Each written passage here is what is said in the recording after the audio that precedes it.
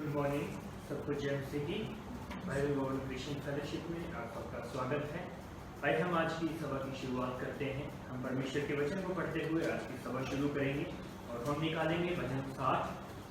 तो परमेश्वर के वचन को आदर देते हुए हम सब लोग अपने स्थानों पर खड़े हो जाएंगे और भजन 60 से हम लोग पढ़ेंगे। भजन 60 1 पद से लेकर 12 पद तक इस प्रकार से लिखा है। हे परमेश्वर, तूने हमको त्याग दिया और हमको तोड़ डाला है। तू क्रोधित हुआ फिर हमको ज्यों का त्यों कर दे। तूने भूमि को कंपाया और फाड़ डाला है। उसकी दरारों को भर दे क्योंकि वह डगमगा रही है। तूने अपनी प्रजा को कठिन दुख भुगताया। तूने हमें लड़खड़ा देने वाला दाखमधु पिलाया है। तूने अपने दरवाजों को झंडा दिया है कि वह सच्चाई के कारण फहराया जाए। तू अपने दाहिने हाथ से बचा और हमारी सुन ले कि तेरे प्रिय छुड़ाए जाएं।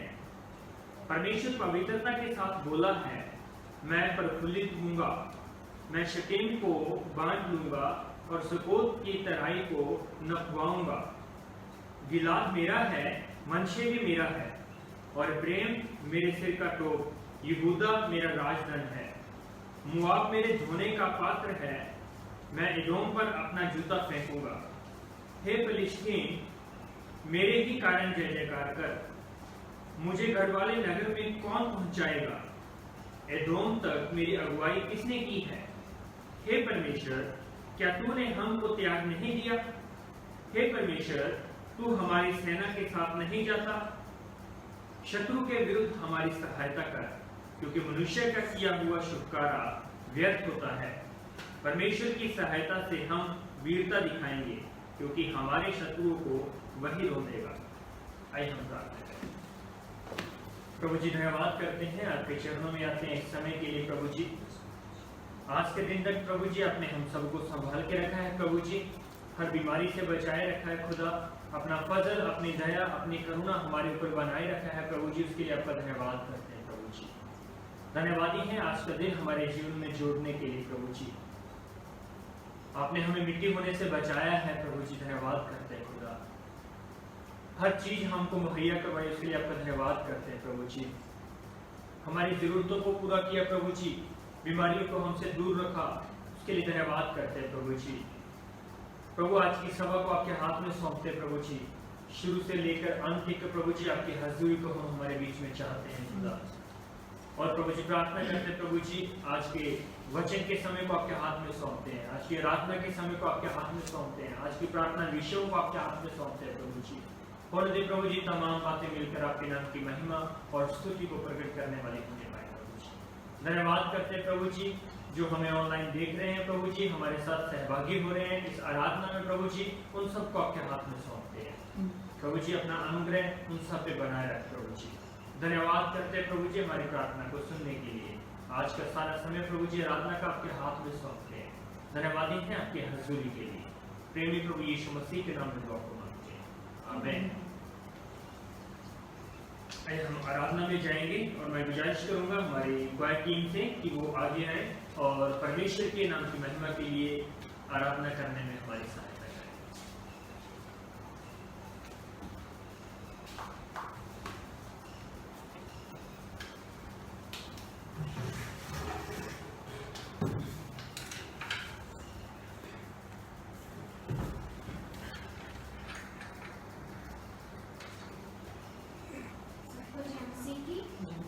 हम सब परमेश्वर की आराधना करेंगे और जितने भी भाई बहन हमें देख रहे हैं वो सभी हमारे साथ मिलकर परमेश्वर की आराधना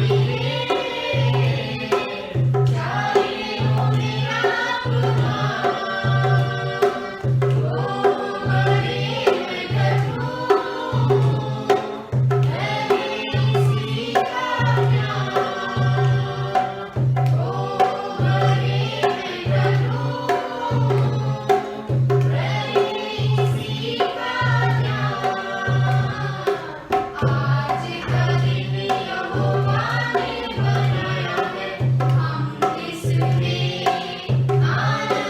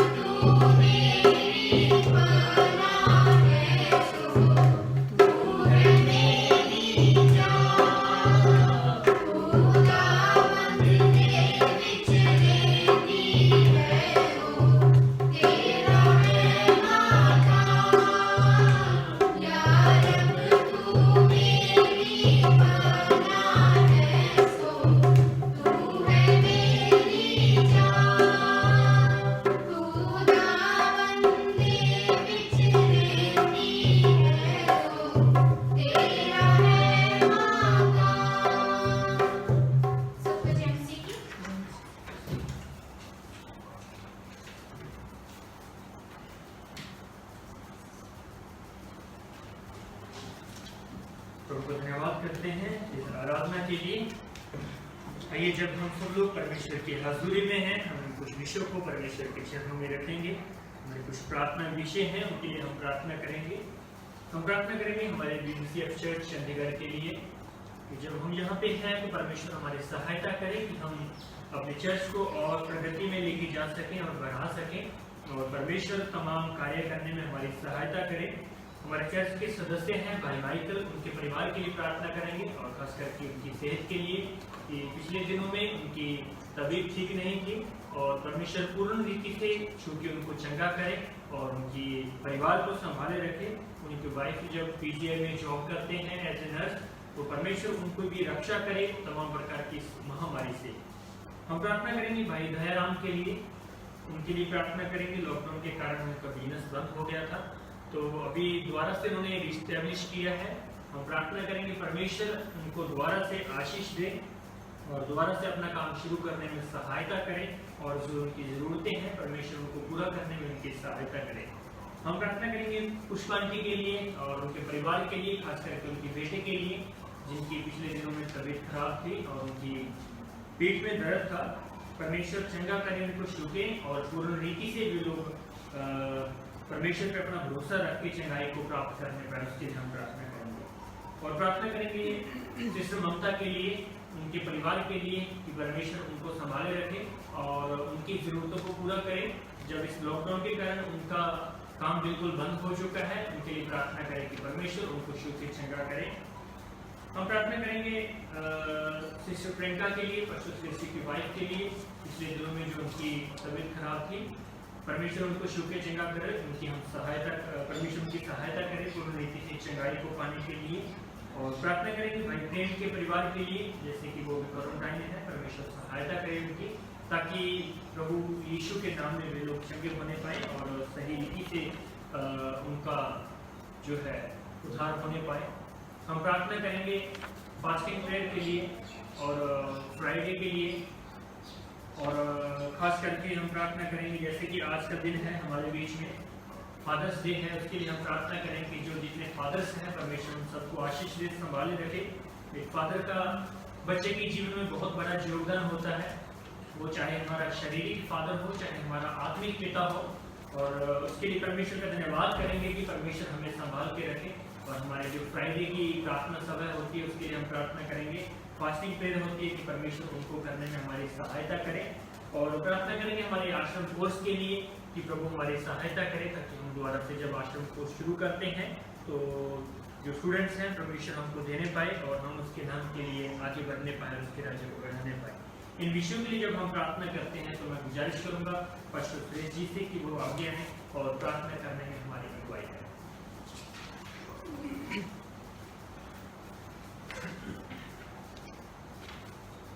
अपने आप को बंद करेंगे और प्रार्थना में जाएंगे। परमेश्वर पिता, हम आपको धन्यवाद देते हैं, आपके नाम की पढ़ाई करते हैं। धन्यवाद हो प्रभु आज के दिन के लिए जो आपने हमें दिया है, इसमें प्रभु हम आपको आदर और महिमा देते हैं। धन्यवाद हो खुदावंद कि आपने हमें जीवित रखा है और स्वस्थ रखा है। प्रभु हम आपके नाम की पढ़ाई करते हैं। प्रभु हमारे मांगने से पहले प्रभु हमारे निवेदन को, हमारे विनतियों को प्रभु आप जानते हैं। प्रभु धन्यवाद प्रभु कि आप हमारे जीवित परमेश्वर हैं, हमारे प्रार्थना और विनतियों को सुनने वाले परमेश्वर हैं। प्रभु इस समय है कि हम अपनी कलीसिया के लोगों की हम प्रार्थना करते खुदा, हम चाहते हैं कि हमारी कलीसिया के लोग प्रभु जो इसमें हमारे साथ नहीं है परंतु ऑनलाइन है, प्रभु हम चाहते हैं आप उनके जीवन में अपनी आशीष बनाएं। प्रार्थना करते हैं विशेषकर ब्रदर माइकल के लिए, उनके दोनों बेटियों के लिए, अमेरा और लायरा के लिए प्रभु आप उन्हें अपने हृदय में रखें। ब्रदर माइकल को प्रभु आप खत्म सकते हैं, उनकी वाइफ जब पीजीआई में जॉब करने जाती है प्रभु हम चाहते हैं प्रभु आप उनकी सुरक्षा प्रदान करें। हमारे पिता आपकी हिफाजत उन्हें उनके पूरे परिवार पर रखते हैं। हमारे पिता हम प्रार्थना करते हैं भाई दयाराम के लिए प्रभु, उनके पूरे परिवार को हम आप खाता में सकते हैं। जब लॉकडाउन की वजह से उनका बिजनेस खराब हो गया प्रभु, प्रभु हम चाहते हैं प्रभु अपना अनुग्रह करें। प्रभु हम चाहते हैं कि बार फिर से उन्हें रिस्टेब्लिश करें खुदावन, ताकि प्रभु अपना बिजनेस फिर से शुरू कर सके, ताकि अपने परिवार की देखरेख कर सके। प्रभु आप मदद करें, सहायता करें। प्रार्थना करते हैं पुष्पांति जी प्रभु उनके पूरे परिवार में हम आपके आशीष आपके अनुग्रह को चाहते हैं। प्रभु उनके दोनों बेटों को प्रभु आप खाता में सौंपते हैं, विक्की और विक्की को प्रभु आप खाता में सौंपते हैं, चाहते प्रभु अपना अनुग्रह करें। प्रार्थना करते हैं ममता सृष्टि के प्रभु उनके दोनों बेटियों को प्रभु आप खाता में सौंपते हैं, दीपक और लवन्या को प्रभु आपके हाथों में सौंपते हैं और चाहते प्रभु अपनी सुरक्षा में दावन चाहते उनका पूरा परिवार प्रभु इस समय इस मुश्किल की घड़ी में प्रभु विश्वास को विकल्प से प्रभु आपके साथ खड़ा हो पाए। प्रभु उनके विश्वास की रखवाली प्रभु आप मजबूत है। परमेश्वर पिता हम चाहते हैं आपके अनुग्रह में हमारे कलीसिया के लोग पाए जाए। जसवंत अंदर की प्रार्थना करते प्रभु उनके पूरे परिवार को हम आपके हाथों में सौंपते हैं और चाहते हैं प्रभु आपके अनुग्रह में पाए जाए। वो भी जो बिजनेस करते हैं प्रभु आप उनमें आशीष बनाए पिता। प्रार्थना करते हैं भाई प्रेम के लिए प्रभु अपने अनुग्रह रखें, उनके पूरे परिवार को हम आपके हाथों में सौंपते हैं। भाई मुबारक को प्रभु आपके हाथों में सौंपते हैं और चाहते प्रभु अपने अनुग्रह रखें। विशेषकर भाई मुबारक की वाइफ को प्रभु आपके हाथों में सौंपते हैं। प्रभु जो आप संतान के आशीष देने जा रहे हैं प्रभु आप अपने अनुग्रह रखें। प्रभु संतान को प्रभु और भाई मुबारक की वाइफ को प्रभु आपके हाथों में सौंपते हैं और चाहते हैं प्रभु आपकी पूरी सुरक्षा उनके साथ में प्रभु अपने अनुग्रह रखें। सर्वशक्तिमान परमेश्वर पिता हम आपके यहाँ के बड़ा करते हैं। प्रार्थना करते हैं प्रभु हमारे साथ जो वॉलंटियर्स हैं इंटर्न्स हैं प्रभु आपने अपना अनुग्रह रखें। उनके पूरे परिवार को हम आपके हाथों में सौंपते हैं प्रभु। जो भी जरूरतें हैं जो भी आवश्यकता है प्रभु आप पूरा करें। सर्वशक्तिमान परमेश्वर पिता चंडीगढ़ अनुग्रह आचरण की सरकारी प्रभु हम आपके हाथों में सौंपते हैं और चाहते हैं प्रभु अपना अनुग्रह करें। Bible one Christian fellowship Chandigarh को हम आपके हाथों में सौंपते हैं और चाहते हैं प्रभु आपका आत्मिक आशीष हमारे जीवन में हो पाए। हम लगातार प्रभु आपके विश्वास में बढ़ने वाले बने। हमारे जीवन की हर एक मुश्किल में प्रभु हम आपके साथ पाए जाएं खुदावन। ये प्रभु हम चाहते अपना अनुग्रह करें। प्रार्थना करते हैं हम ग्रीन एवेन्यू के लोगों के लिए प्रभु अंध खुदावन आप में पाए जाए खुदावन और आपकी सुरक्षा ग्रीन एवेन्यू के लोगों पर होने पाए। प्रार्थना करते हैं खरड़ के लिए प्रभु, खरड़ में प्रभु आपका अनुग्रह होने पाए। खरड़ के जो लोग हैं प्रभु आपकी सुरक्षा में होने पाए। परमेश्वर पिता प्रार्थना करते हैं पंजाब के लिए, चंडीगढ़ के लिए, जम्मू कश्मीर के लिए और हरियाणा के प्रभु हम चाहते हैं कि आपकी सुरक्षा राज्य में हो प्रभु। सर्वशक्तिमान परमेश्वर हम आपको धन्यवाद देते प्रभु आपने अभी तक हमें संभाला है खुदावन। प्रार्थना करते हैं पूरे भारत में जहाँ भी कलीसियाँ हैं खुदावन जहाँ पर आपके लोग महिमा करते हैं प्रभु आपकी सुरक्षा और आपकी हिफाजत में होने पाए। परमेश्वर पिता प्रार्थना करते जो कोरोना वायरस पूरे भारत में फैला हुआ खुदावन और इसकी वजह से बहुत सारे लोग मुश्किलों में हैं प्रभु हम चाहते हैं कि आप इस वायरस को दूर करें खुदावन। कोविड-19 के प्रभाव को यीशु मसीह आपके नाम से नष्ट करते हैं प्रभु। हम चाहते हैं कि हमारे देश को प्रभु इससे वायरस की इस महामारी से आज़ाद करें खुदावन। प्रभु हम आपके हाथों में सौंपते हैं प्रभु अपने देश को प्रभु, अपने देश के लोगों को प्रभु। प्रभु प्रार्थना करके हमारे देश की जो सुरक्षा प्रभु नेशनल सिक्योरिटी प्रभु हम आपके हाथों में सौंपते हैं। हमारे देश की जो नेशनल बॉर्डर है प्रभु उसे हम आपके हाथों में सौंपते हैं प्रभु। चाहते हैं प्रभु हमारे देश की हिफाजत प्रभु आप करें खुदावन। सर्वशक्तिमान परमेश्वर हम आपके नाम की बड़ाई करते हैं, आपके नाम की महिमा करते हैं। प्रार्थना करते हैं उत्तर भारत में जो कलीसियाँ प्रभु बाइबल वन क्रिश्चियन फेलोशिप के प्रभु अपने अनुग्रह रखें। जो लोग हैं प्रभु बाइबल वन क्रिश्चियन फेलोशिप जो परिवार के लोग हैं प्रभु हम उन्हें आपके हाथों में सौंपते हैं। GBI का संजय को प्रभु हम आपके हाथों में सौंपते हैं। रायपुर को प्रभु हम आपके हाथों में सौंपते हैं। हम चाहते हैं प्रभु आपकी हिफाजत में हम लोगों के साथ प्रभु जो रीजनल लीडर्स हैं प्रभु उन्हें उनके फैमिली को और उनके साथ जो काम करने वाली टीम है उनके फैमिली को हम आपके हाथों में सौंपते हैं। प्रभु हम चाहते हैं कि अपना अनुग्रह करें, इसी रीति से प्रार्थना करते हैं बाइबल भवन दिल्ली के प्रभु, वहाँ की टीम के लिए प्रभु हम आपके हाथों में सौंपते हैं और आपकी सुरक्षा में रखते प्रभु प्रार्थना करते पास के प्रभु उनकी फैमिली को हम आपके हाथों में सौंपते हैं। धन्यवाद प्रभु की अगुवाई के प्रभु क्रिश्चियन फेलोशिप और दिल्ली बाइबल इंस्टीट्यूट की अगुवाई करते हैं। तो हम चाहते हैं तो आप उन्हें लंबी आयु देते जाओ और अपने बुद्धि अपनी समझ में रखें ताकि बहुतायत से लोग प्रभु उनके द्वारा प्रभु आपके राज्य में शामिल हो और आपकी सेवकाई प्रभु पूरे भारत में पढ़ने पाए। धन्यवाद खुदावन Bible one Christian fellowship English church के लिए प्रभु, धन्यवाद Bible one Christian fellowship Hindi के लिए, धन्यवाद प्रभु Bible one Christian fellowship Nepali के लिए प्रभु, हिंदी इंग्लिश और नेपाली कलीसिया प्रभु हम आपके हाथों में सौंपते हैं। जो परिवार के लोग हैं प्रभु उन्हें भी उनकी फायद को प्रभु हम आपके हाथों में सौंपते हैं। प्रभु हम चाहते हैं कि आप हमारी प्रार्थना को सुने, आप प्रार्थना को सुनने वाले परमेश्वर हैं, ये जीवित परमेश्वर। हम चाहते हैं कि अपनी सुरक्षा में हमें और हमारे परिवार को, भारत को, भारत के लोगों को रखें खुदावन। प्रभु इस समय जब प्रार्थना करते हैं, आज फादर्स डे है खुदावन, धन्यवाद प्रभु हमारे कलीसिया उन पिताओं के लिए प्रभु हम आपके हाथों में सौंपते हैं और चाहते हैं प्रभु अपना अनुग्रह में रखें परमेश्वर पिता। धन्यवाद प्रभु की सौभाग्य दिया हमें कि प्रभु हमें एक पिता के रूप में आपके लोगों की अगुवाई करें।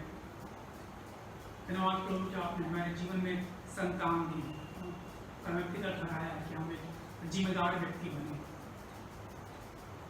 धन्यवाद खुदावन आपके अनुग्रह के लिए, आपके प्रेम के लिए जो हमारे साथ ही प्रभु आपके नाम की पढ़ाई करते हैं। आप नाम चाहते हैं प्रभु आपका अनुग्रह हमारे संग हमारे साथ में डीबीआई की सेवकाई को और प्रभु जो डीबीआई के डोनेशन देते हैं प्रभु उन्हें हम आपके हाथों में सौंपते हैं। तो चाहते तो अपना अनुग्रह जो डीबीआई के साथ प्रार्थनाओं के द्वारा खड़े हैं, बातचीत के द्वारा खड़े हैं और जिनके साथ हमारे सब मजबूत है प्रभु, जो डीबीआई की तरफ सेवकाई के लिए तो कदम बढ़ाते हैं प्रभु, आप उन्हें बहुतायत आशीष प्रदान करें प्रभु। उन्हें हम सभी लोग प्रभु आपकी सेवा के लिए एक साथ खड़े हो प्रभु, आपकी सेवकाई में आगे बढ़ने वाले बने। क्रिश्चियन महासभा पंजाब के प्रभु आपके हाथों में सौंपते हैं, प्रार्थना करते प्रभु क्या बढ़ाएं खुदावन। प्रभु हम चाहते हैं कि हम जितने पास्टर्स हैं प्रभु खरड़ के, पंजाब के, मोहाली के, चंडीगढ़ के प्रभु सब लोग एकजुट होकर प्रभु आपको महिमा देने करें। हमारा प्रेम आदर भाव प्रभु आप में बना रहे प्रभु, हमें दूसरे साथ प्रभु खड़े होने वाले बने आपकी सेवकाई को करने के लिए। धन्यवाद खुदावन कि आपने हमें प्रभु एक जीवन दिया है कि हम आपको महिमा दें। धन्यवाद खुदावन आपने हमारी प्रार्थना और विनती को सुना है। एवं उद्धार करता प्रभु यीशु मसीह के नाम से मांग लेते हैं, आमीन।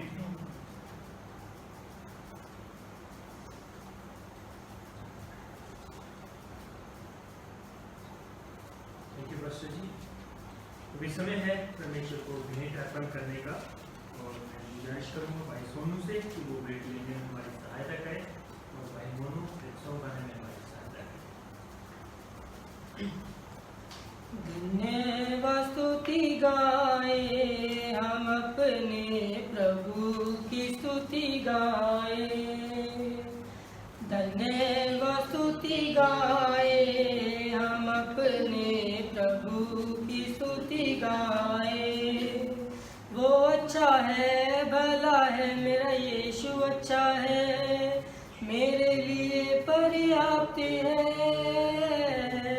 वो अच्छा है भला है मेरा यीशु अच्छा है, मेरे लिए पर्याप्त है। धन्यवाद स्तुति गाए हम अपने प्रभु की स्तुति गाए, हालेलुया स्तुति गाए हम अपने प्रभु की स्तुति गाए।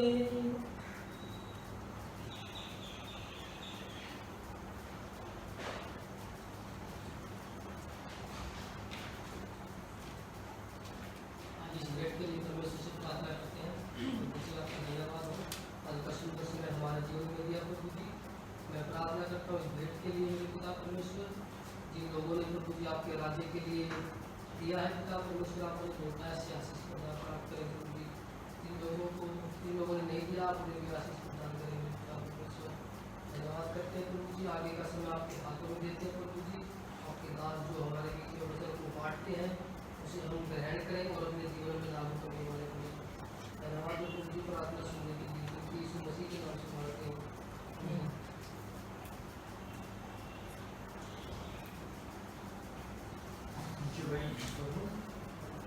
समय है परमेश्वर के वचन के व्याख्यान का। मैं गुजारिश करूंगा पास्टर जी से कि वो आगे आए और परमेश्वर के वचन में अगुवाई करने हमारे साथ रहें।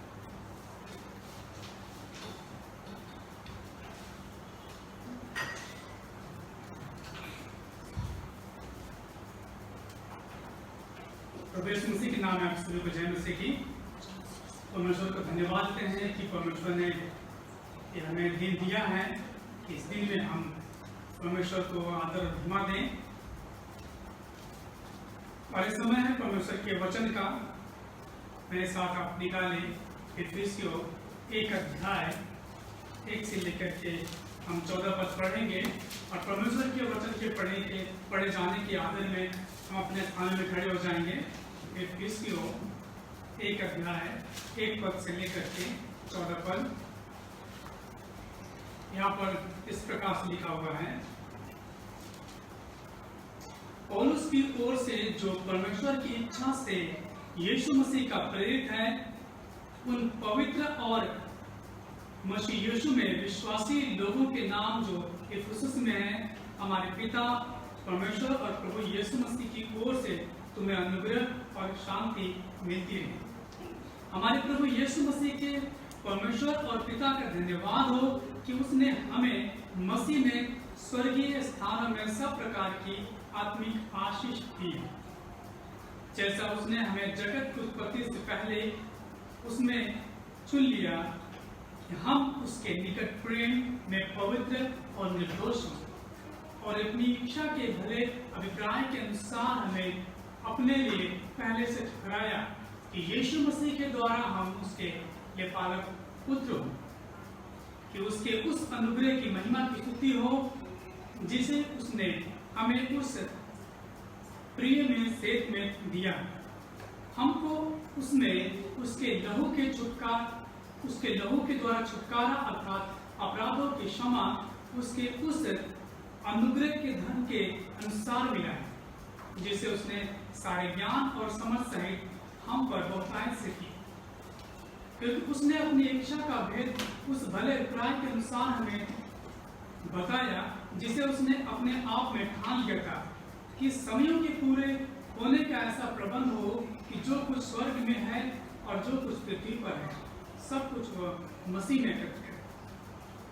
उसी में जिसमें हम भी उसी की मनसा से जो अपनी इच्छा के मत के अनुसार सब कुछ करता है, पहले से ठहराए जाकर विनाश में, कि हम जिन्होंने पहले से महिमा का आशा रखी थी उसकी महिमा की स्तुति के कारण, और उसी में तुम पर भी जब तुमने सत्य का वचन सुना जो तुम्हारे उद्धार का सुसमाचार है, और जिस पर तुमने विश्वास किया, प्रतिज्ञा किए हुए पवित्र आत्मा की शपथ लगी, वह उसके मोल लिए लोगों के छुटकारे के लिए हमारे विनाश का बयाना है, कि उसकी महिमा की स्तुति हो। आमीन। परमेश्वर के वचन पढ़े, उसमें हम सभी पास मिले, अपने स्थान बैठ सकते हैं। आइए हम प्रार्थना में जाएं। धन्यवाद खुदा कि आपने ये वचन दिया है, हम इस वचन को समझें और सीखें और अपने विश्वास को मजबूती प्रदान करें, प्राप्त करें। खुदा प्रभु, हम चाहते हैं कि अपना अनुग्रह करें हमारे ऊपर, हम आपके वचन को ठीक ठीक समझने पाए प्रभु, और प्रभु आपके वचन के अनुसार अपने जीवन में प्रभु आपके वचन को महत्व देने वाले बने, और उस वचन के अनुसार चलने वाले बने। प्रभु हमारे आत्मिक आंखों को खोलें प्रभु, ताकि हम अपनी आत्मिक आंखों से आपके वचन को प्रभु हम साफ साफ देखने वाले बने। प्रभु आप हमसे बातचीत करें, हमारे जीवन से बात करें। प्रभु जो ऑनलाइन देख रहे हैं प्रभु, आप उन्हें भी अपना अनुग्रह रखिए खुदा। अपने वचन को समझने के लिए प्रभु आप हमें समझ प्रदान करें। धन्यवाद खुदावन का आपने मेरी प्रार्थना को सुना है। अपने आप को वचन को हम आपकी सहायता को मांगते हैं। उद्धार करता प्रभु यीशु के नाम से मांगते हैं, आमीन।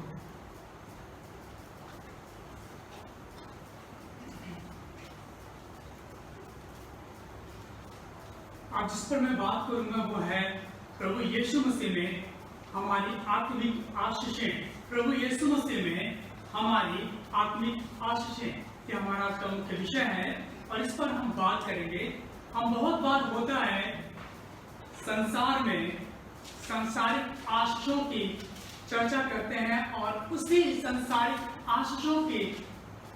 आशीषों को प्राप्त करने के लिए अपने जीवन को जीते हैं और हम पूरा का पूरा प्रयास करते हैं कि हम संसार में सांसारिक आशीषों को प्राप्त करें। और ज्यादातर जैसे आज मुश्किल के समय, मुश्किल के हालात हैं, इस मुश्किल के हालात में संसार के लोग ज्यादातर संसार की आशीषों की ओर अपने ध्यान को केंद्रित किए हुए और उसी की खोज में ज्यादातर लोग लगे हुए। संसार की आशीषें आज हमारे लिए क्या है? आज यदि हम देखें जो कोरोना वायरस का प्रभाव पूरे संसार में फैला हुआ है, आज जो अपने जीवन को जीने के लिए लोगों से आशीष के रूप में कुछ न कुछ प्राप्त करना चाहते हैं जो उनकी जरूरत है, और चाहे उनकी शारीरिक जरूरत हो और चाहे उनकी बौद्धिक जरूरत हो। ज्यादातर लोग क्या कर रहे हैं? लोगों से आशीष प्राप्त करने की और अपने ध्यान को केंद्रित किए हुए। आज हम देखेंगे किस तरह से हम परमेश्वर की उन आशीषों को प्राप्त कर सकते हैं जो परमेश्वर ने हमारे लिए आत्मिक आशीषें दी। हमारे लिए नहीं तो संसार के हर एक व्यक्ति के लिए परमेश्वर ने आत्मिक आशीषों का प्रबंध किया है। और क्यों आत्मिक आशीष क्यों चाहिए? इसके लिए हमें इस बात को देखने की आवश्यकता है कि हमें आत्मिक आशीष क्यों चाहिए। क्योंकि परमेश्वर ने जब हमें संसार में बनाया तो वो चाहता है कि हम उसके साथ संगति करें। जब आदम हवा को परमेश्वर ने बनाया तो आदम हवा ने क्या किया? पाप किया, और पाप करने की वजह से परमेश्वर से वो क्या हो गए? दूर हो गए। और परमेश्वर से जब वो दूर हो गए, अनुग्रह वो चीज है जो हम जिसके हम हकदार नहीं, फिर भी परमेश्वर ने हम पर अनुग्रह किया, हमें अपनी योजना में शामिल किया। और परमेश्वर ने मनुष्य को उद्धार करने के लिए योजना ठहराई ताकि हम क्या हो? बचाए जाएं। और परमेश्वर में हम क्या होते हैं? बचाए जाते हैं। दूसरी बात जो हम देखते हैं, उद्धार का मार्ग 7 पद से लेकर के 12 पद, जो उद्धार का मार्ग है वो हमें प्रभु यीशु मसीह में मिलता है। परमेश्वर ने मनुष्य को अपनी योजना में रखा ताकि वो बचाया जाए, मनुष्य का उद्धार हो। उद्धार की जब परमेश्वर ने योजना बनाई, वो योजना प्रभु यीशु मसीह में बनाया। और अब हम देखते हैं उद्धार का मार्ग। दूसरी बात जो है उद्धार का मार्ग, यदि हम यूहन्ना 14 अध्याय के 6 पद को पढ़े, वहां पर यीशु मसीह स्वयं कहते हैं, मार्ग, सत्य और जीवन मैं, बिना मेरे द्वारा कोई पिता के पास नहीं पहुंच सकता। और यह उद्धार का मार्ग है जो परमेश्वर ने उत्पत्ति 3:15 में बनाई, उसी योजना का क्या है? परिपूर्णता को हम देखते हैं। और 3 अध्याय यूहन्ना 3 अध्याय के 16 पद में देखते हैं उसी योजना को पूरा होते हुए। और जो उद्धार का जो मार्ग है वो कौन है? यीशु मसीह। यीशु मसीह वो उद्धार का मार्ग जिसे हमें और आपको उस मार्ग पर चलने की आवश्यकता है। इसमें से स्पष्ट करते हैं, मार्ग, सत्य और जीवन मैं, बिना मेरे द्वारा कोई भी पिता के पास नहीं पहुंच सकता। और जब परमेश्वर ने उद्धार का मार्ग बनाया, योजना बनाया उत्पत्ति 15 में, ये हमें परिपूर्ण होते हुए यीशु मसीह में दिखाई देता है। यूहन्ना 3:16 में भी इस बात का जिक्र किया गया है, जो कोई विश्वास करे तो नाश न हो परंतु अनंत जीवन प्राप्त करे। और यीशु मसीह में ही वो जीवन हमें मिलता है, उद्धार का मार्ग हमें यीशु मसीह में मिलता है। और उद्धार का मार्ग की हम बात करें, पतरस भी इसी उद्धार का मार्ग का जिक्र करता है। मेरे साथ आप निकाल सकते हैं प्रेरितों के काम 10 अध्याय 34 पद से लेकर के 43 पद। इसमें जो पतरस है इस बात का जिक्र करता है कि जो यीशु मसीह है और जो सुसमाचार है, यीशु मसीह में जो सुसमाचार है वही क्या करता है, जीवन का मार्ग, वही उद्धार का मार्ग यीशु मसीह में। यदि आप 36 पद को आप पढ़े, वहां पर जो पतरस है इस बात का जिक्र करता है कि यीशु मसीह सबका प्रभु है। वहां पर यीशु मसीह के लिए वो जिक्र करता है कि यीशु मसीह कौन है, वो सबका प्रभु है। 39 पद में देखते हैं वो कांट पर लटकाया गया। 40 पद में देखते हैं वह मृतकों में से जी उठा। तो जीवितों और मरे हुओं का न्याय। 43 पद में देखते हैं यीशु पर विश्वास करने वाले अपने पापों की क्षमा प्राप्त करते हैं। यानी जो पतरस है वो भी इस बात का जिक्र करता है और यही सुसमाचार सुनाता है लोगों को कि यीशु मसीह के द्वारा मनुष्यों के क्या है, उद्धार, जो क्रूस पर मारा गया, जो मृतकों में से जी उठा, जो जीवितों और मरे हुओं का न्याय। यदि हम और आप पर विश्वास करते हैं तो हम क्या है, परमेश्वर में उस उद्धार के मार्ग को हम प्राप्त कर लेते हैं, जो यीशु मसीह कहते हैं मार्ग और सत्य और जीवन में। यदि हम और आप यीशु मसीह पर विश्वास करते हैं तो वास्तव में उस मार्ग को हम प्राप्त कर लेते हैं, जो इसका जिक्र यीशु मसीह स्वयं करते हैं। और पतरस भी स्वयं इस बात का जिक्र करते हैं। गलतियों 3 अध्याय के 26 पद को पढ़े, वहां पर लिखा है क्योंकि तुम सब उस विश्वास द्वारा जो मसीह यीशु पर है परमेश्वर के संतान। हम सभी जब हम यीशु मसीह पर विश्वास करते हैं हम परमेश्वर की संतान बन जाते हैं। उसकी योजनाओं में हम उस योजनाओं को हम क्या करते हैं, प्राप्त कर लेते हैं जब हम यीशु मसीह पर विश्वास करते हैं। और यीशु मसीह पर विश्वास करने के द्वारा से ही हम क्या करते हैं, परमेश्वर की संतान बन जाते हैं। और हम और आप जो परमेश्वर की संतान बनते हैं तो वो हम उद्धार के आनंद को हम प्राप्त कर लेते हैं। मेरे साथ आप निकालें गलातियों 4 अध्याय का 1 से लेकर के 7 पद, जहां पर पौलुस जिक्र करता है कि हम परमेश्वर के द्वारा चुने हुए लोग हैं और परमेश्वर के द्वारा हम उसके पुत्र बन जाते हैं। पौलुस 4 अध्याय में, गलातियों 4 अध्याय में कहता है पहले पद में, मैं ये कहता हूं कि वारिस जब तक बालक है, यद्यपि सब वस्तुओं का स्वामी है, तो भी उसमें और दास में कोई भेद नहीं, परंतु पिता के ठहराए हुए स्वयं समय तक संरक्षकों और प्रबंधकों के वश में रहता है। वैसे ही हम भी जब बालक थे तो संसार की आदि शिक्षा के वश में होकर दास बने हुए, परंतु जब समय पूरा हुआ तो परमेश्वर ने अपने पुत्र को जो स्त्री से जन्मा और व्यवस्था के अधीन उत्पन्न हुआ, ताकि व्यवस्था के अधीनों को मोल लेकर छुड़ा ले और हमको लेपालकपन होने का पद मिले।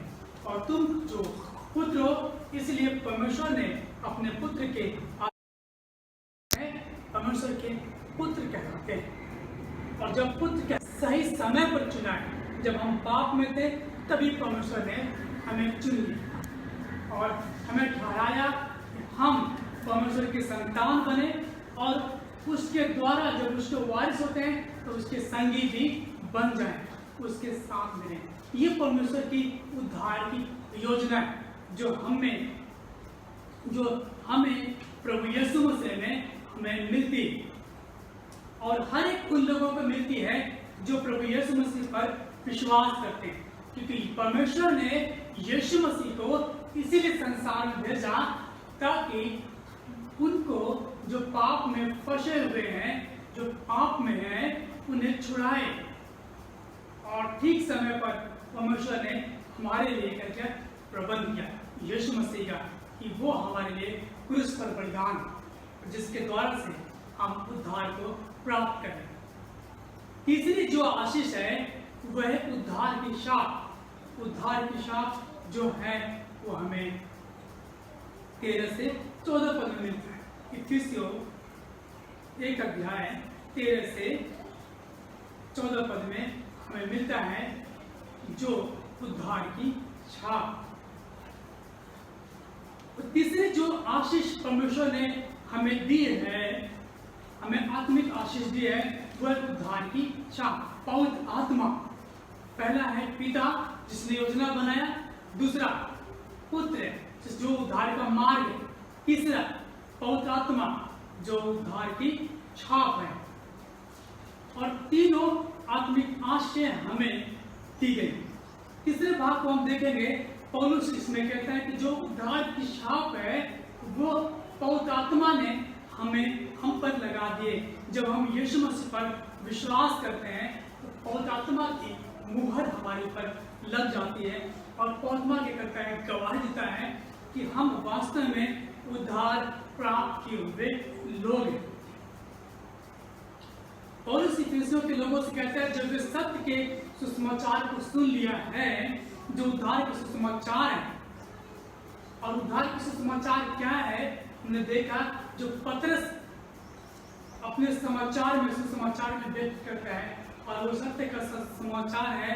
सत्य का जो सुसमाचार है वो है यीशु मसीह। जो उसको हमने सुन लिया है तो पौत्मा क्या करता है, हमें पर मुहर लगाता है। तो वास्तव में जितनों ने यीशु मसीह पर विश्वास किया है, जितनों ने यीशु मसीह को प्रभु करके ग्रहण कर लिया है, उन पर क्या है, उद्धार की शाप लग चुकी है। यदि आप 13 पद को पढ़े, वहां पर लिखा है, और उसी में इफिसियों 1 अध्याय के 13 पद में लिखा है, और उसी में तुम पर भी जब तुमने सत्य का वचन सुना, जो तुम्हारे उद्धार का सुसमाचार है, और जिस पर तुमने विश्वास किया, पवित्र किए हुए, प्रतिज्ञा किए हुए पवित्र आत्मा की छाप लगी।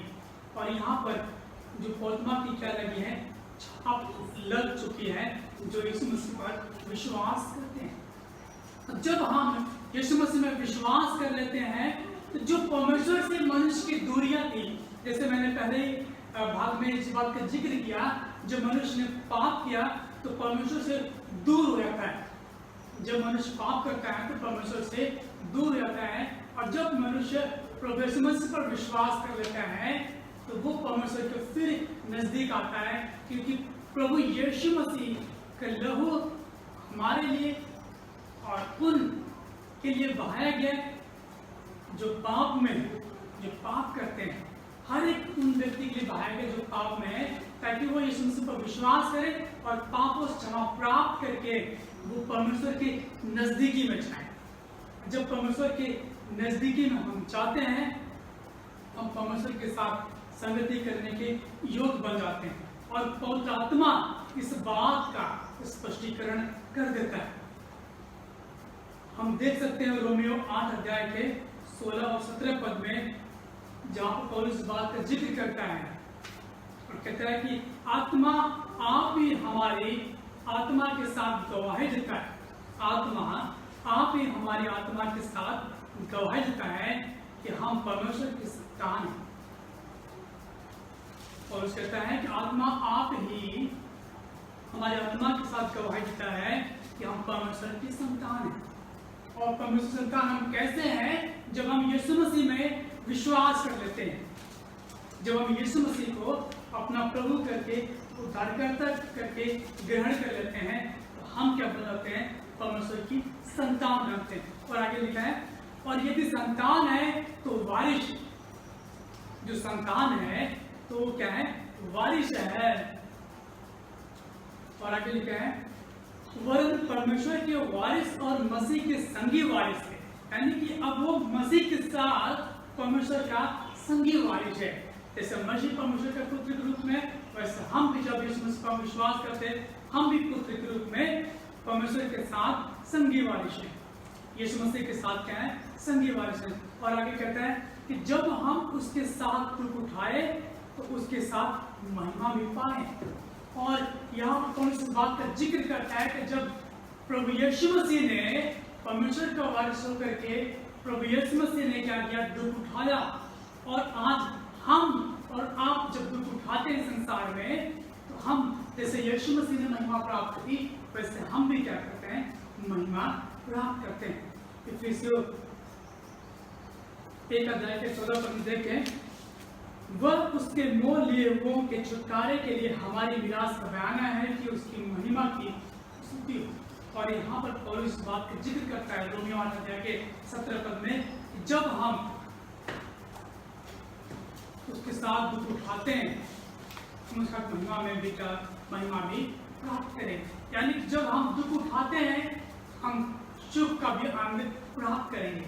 और आज हमें इस बात को देखने की आवश्यकता है कि हमारी आत्मिक आशीष क्या है।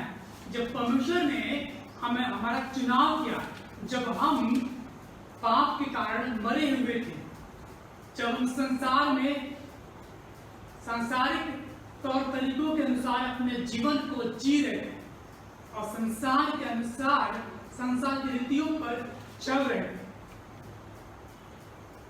और पाप में जीवन जी रहे थे, तो परमेश्वर ने ठीक समय पर प्रबंध किया ताकि हम बचाए जाए, हमारा उद्धार हो, हमारा छुटकारा हो। और ये उद्धार छुटकारा हमें प्रभु यीशु मसीह में मिलता है जब हम प्रभु यीशु मसीह पर विश्वास करते हैं। और इसीलिए पौलुस इफिसियों के कलीसिया के लोगों को इस बात का जिक्र करता है कि जब वे मुश्किलों का सामना कर रहे हैं, दुखों का सामना कर रहे हैं, वो इस बात को जाने कि उनके जीवन में आत्मिक आशीष क्या है। पौलुस कहता है कि परमेश्वर ने उन्हें चुना है पवित्र और निर्दोष होने के लिए, और वो अपने संसार के आशीष को ध्यान न दें परंतु आत्मिक आशीष की ओर ध्यान दें। आज हमें इस बात को देखने की आवश्यकता है, जब हम आज मुश्किल के दौर से गुजर रहे हैं तो हमें भी उन आत्मिक आशीषों की ओर देखने की आवश्यकता है जो परमेश्वर में हमें मिलती है। और यहाँ पर हमने देखा 3 प्रकार की आशीषें परमेश्वर में हमें मिलती है, जिसका जिक्र पौलुस इफिसियों 1 से लेकर के 14 पद में करता है। पहली जो आत्मिक आशीष जिसका जिक्र हमने किया वो है उद्धार का मार्ग, वो उद्धार की योजना। जो पहली बात है उद्धार की योजना। परमेश्वर ने इस मुश्किल समय में उद्धार की योजना बनाई ताकि मनुष्य क्या हो? बचाया जाए जब वो पाप में अपने जीवन को जी रहा। दूसरा, परमेश्वर ने आत्मिक आशीष दी मनुष्य को उद्धार का मार्ग, और उद्धार का मार्ग किसमें मिला? प्रभु यीशु मसीह ने। पुत्र वो उद्धार का मार्ग है जिसके द्वारा हम उद्धार प्राप्त कर सकते हैं। तीसरा जो है पवित्र आत्मा, उद्धार की शाप। जो हम उद्धार का मार्ग अपनाते हैं, पवित्र आत्मा इस बात का स्पष्टीकरण करता है कि हमें उद्धार की शाप लग जाती है। और ये 3 प्रकार की आशीषें जो हमारे जीवन में है, इन्हें हमें बना के रखना है। हमें परमेश्वर की उद्धार की योजनाओं की ओर देखना है, हमें परमेश्वर के जो आशीष आत्मिक उद्धार का मार्ग प्रभु यीशु मसीह को स्वीकारना है, ताकि जो स्पष्टीकरण परमात्मा के द्वारा हमें दी जाती है वो हमें क्या हो? बना रहे हमारे जीवन में। हमने 3 प्रकार की आत्मिक आशीषों को देखा। इस मुश्किल समय में हमें 3 प्रकार की आशीषों को बनाए रखना है ताकि हम सब प्रभु यीशु मसीह में पाए जाए। हमें संसार की आत्मिक आशीष की ओर नहीं, परंतु हमें परमेश्वर में आत्मिक आशीषों की ओर क्या करना है? ध्यान देना है और इसमें अपने जीवन को जीना है, क्योंकि परमेश्वर ने हमें चुना है पवित्र और निर्दोष हो। परमेश्वर के भले अभिप्राय के लिए चुने गए। और जब हम इस बात को स्वीकार कर लेते हैं कि यीशु मसीह मेरे जीवन को उद्धार करता है, हम परमेश्वर के पुत्र एवं पुत्रियां कहलाते हैं। और जब हम परमेश्वर के पुत्र एवं पुत्रियां कहलाते हैं, हम उसके वारिस बन जाते हैं। और वारिस जो बनते हैं, यीशु मसीह के संगी वारिस बनते हैं। यानी कि जब यीशु मसीह ने महिमा को प्राप्त किया, हम भी इस दुख के बाद महिमा प्राप्त करेंगे। और प्रकाश के वाक्य जिक्र करता है कि जो अंत तक धीरज करेगा वो अनंत जीवन को प्राप्त करेगा, उसकी महिमा उसे महिमा मिलेगी, वो मुकुट प्राप्त करेगा। यानी कि हमें और आपको इस मुश्किल घड़ी में भी अपने आत्मिक आशाओं को बनाकर रखना और उसमें बने रहना है और यीशु मसीह को अपना उद्धार करके ग्रहण करना है, ताकि हम परमेश्वर की आत्मिक आशाओं में बने रहें और उसकी योजना में हम शामिल हो जाएं, ताकि हम उसके जो वारिस हैं वो हमारे जीवन में बना रहे और हम जीवन को प्राप्त कर सकें। परमेश्वर हम सबको आशीष प्रदान करें। आइए हम प्रार्थना में जाएं। परमेश्वर पिता, हम आपको धन्यवाद प्रभु, आपके नाम को बड़ा करते हैं। धन्यवाद प्रभु आपके अनुग्रह के लिए, आपके प्रेम के लिए जो आपने हमारे जीवन में किया है। धन्यवाद प्रभु जो आपने हमें आत्मिक आशीष दी है। आपने जब हम पाप में थे तब भी आपने उद्धार की योजना बनाना खुदावन, और इस योजना का हम 15 में देखते हैं। जब मनुष्य ने पाप किया प्रभु, तभी प्रभु आपने योजना बनाई ताकि मनुष्य बचाया जाए। और प्रभु आप अपनी योजना को प्रभु यीशु मसीह में पूरा करते हैं। आपने उद्धार का मार्ग दिया यीशु मसीह के द्वारा, ताकि जो यीशु मसीह पर विश्वास करे वो नाश ना हो परंतु जीवन प्राप्त करें। और पद्मा के द्वारा प्रभु आपने स्पष्टीकरण की मुहर लगा दी। हर एक वो व्यक्ति जो विश्वास करता है, तो यीशु मसीह में जो विश्वास करता है, वो परमेश्वर पिता में पुत्र कहलाए और वारिस बन जाए। धन्यवाद खुदावन, आपने हमारे जीवन में ये 3 प्रकार की आशीष दी: उद्धार की योजना, उद्धार का मार्ग, उद्धार की इच्छा। खुदा हम आपके नाम की बड़ाई करते हैं, आपके नाम को धन्यवाद प्रभु, आपने हमारी प्रार्थना को सुना है प्रभु। होने दे आप हमारे जीवन से बातचीत करें, हमारे जीवन द्वारा प्रभु आप पालन बनाएंगे। धन्यवाद प्राप्त सुनने के लिए, सुधार करता प्रभु यीशु मसीह के नाम से मांगते हैं, आमीन।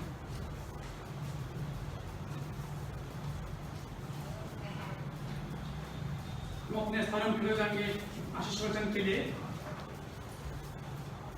अब जो तुम्हें ठोकर खाने से बचा सकता है और अपनी महिमा की भरपूरी के सामने मगन और निर्दोष करके खड़ा कर सकता है, उस एकमात्र परमेश्वर हमारे उद्धारकर्ता की महिमा और गौरव और पराक्रम और अधिकार हमारे प्रभु यीशु मसीह के द्वारा जैसा सनातन काल से है, अब भी हो और ये मालूम है।